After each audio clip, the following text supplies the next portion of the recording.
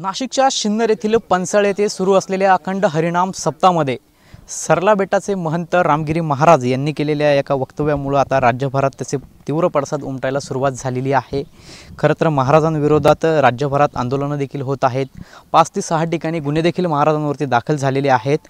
आता त्यांच्या सरला बेट परिसरामध्ये पोलिसांचा मोठा बंदोबस्त जो आहे तो तैनात करण्यात आलेला आहे। आपण सध्या सरला बेट या ठिकाणी त्यांच्या मठाच्या परिसरात आहोत आणि या ठिकाणी जर बघितलं तर राज्य राखीव पोलीस बलगट जे आहे ते या ठिकाणी शस्त्रासह तैनात आहे। अशा पद्धतीने हा पोलिसांचा जो चोख बंदोबस्त आहे तो आपल्याला सध्या या ठिकाणी पाहायला मिळतोय। खरं तर काल सिन्नर येथील सप्ताह संपल्यानंतर रामगिरी महाराज यांना पोलीस बंदोबस्तात या ठिकाणी आणण्यात आलं होतं। मोठा पोलीस बंदोबस्त देखील यावेळी तैनात करण्यात आलेला होता। वैजापूरमध्ये आल्यानंतर त्यांचं जोरदार स्वागत झालं आणि तिथून जवळपास 500 ते 600 तरुण जे आहेत ते त्यांच्या मठापर्यंत सोडण्यासाठी आले होते। आता अशा पद्धतीनं या सरला बेटावरील मठामध्ये पोलिसांचा बंदोबस्त तैनात करण्यात आलेला आहे। आपल्यासोबत या ठिकाणावरील पोलीस अधिकारी आहेत।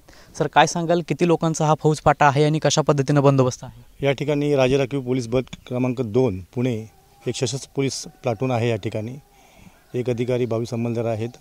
शस्त्रांचा आम्ही हजर आहोत। संरक्षण व्यवस्था चोख आहे, कमी जास्त काही नाही। किती शस्त्रधारी या ठिकाणी आपले कर्मचारी आहेत? टोटल राज्य राखीव पोलीस बल हे पूर्णपणे शस्त्रधारी पॅरामिलिटरी फोर्सेस असतं, सगळं शस्त्रधारीच आहेत।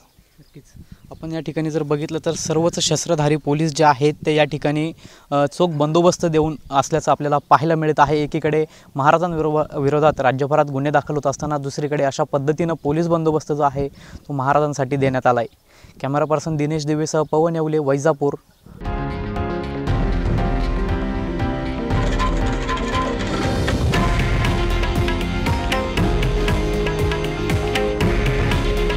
हे आहे देशातील नंबर 1 न्यूज नेटवर्क आणि आपण पाहत आहात TV9 मराठी।